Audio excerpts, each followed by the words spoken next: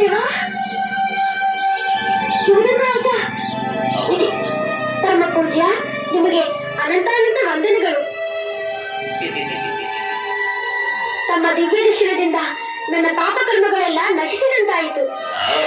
ಅದಕ್ಕೆ ನಿನ್ನನ್ನು ಕರೆತರಲು ಕಳುಹಿಸಿದ ದೂತರನ್ನು ನಿರಾಕರಿಸಿ ಕಳುಹಿಸಿದೆ. ನಾನು ಆ ಅಪಚಾರವನ್ನು ಮಾಡಲಿಲ್ಲ. ಶಿವಧ್ಯಾನದಲ್ಲಿರುವಾಗ ಅವರು ಬಂದಿರಬೇಕು. ಸರಿ ಸರಿ, ಭೂಲೋಕದಲ್ಲಿ ನಿನ್ನ ಆಯುಸ್ಸು ಪೂರ್ತಿ ಆಯಿತು. ಶಿವ ಸಾನ್ನಿಧ್ಯವನ್ನು ಬಿಟ್ಟು ಹೊರಗೆ ಬಾ. ಸ್ವಲ್ಪ ತಾಳು ತಂದೆ, ಶಿವಪೂಜೆಯನ್ನು ಮುಗಿಸಿ ಬಂದು ಬಿಡುತ್ತೇನೆ. ಆದರೆ ನಿನ್ನ ಆಯುಸ್ಸು ಮುಗಿದಿದೆಯಲ್ಲ. ಶಿವನ ಕರುಣೆ ಆದರೆ ನನ್ನ ಅಲ್ಪಾಯುಸ್ಸು ದೀರ್ಘಾಯುಷ್ಯಕ್ಕೆ ಮಾರಬಾರದೇನು? ಅದು ಹೇಗೆ ಸಾಧ್ಯ? ಆ ಪರಶುವನೇ ನಿನ್ನ ಹಣಿಯಲ್ಲಿ 16 ವರ್ಷ ಆಯುಸ್ಸೆಂದು ಬರ್ತಿದ್ದಾಗಲ್ಲ. ಅದಕ್ಕೆ ಆ ದಯಾಮಯನನ್ನು ಕುರಿತು ಆರಾಧಿಸುತ್ತಿದ್ದೇನೆ, ನನಗೆ ದೀರ್ಘಾಯುಸ್ಸನ್ನು ಕೊಡಲೆಂದು. ಓಹೋ, ನಿನಗಿನ್ನೂ ಬದುಕಬೇಕೆಂಬ ಆಸೆಯೋ? ಬಾಲಕ, ಕಾಲವು ಯಾರಿಗೂ ಕಾಯುವುದಿಲ್ಲ, ಮೃತ್ಯುವು ಯಾರಿಗೂ ಮಣಿಯುವುದಿಲ್ಲ, ಸಾವು ಯಾರಿಗೂ ಸೋಲುವುದಿಲ್ಲ.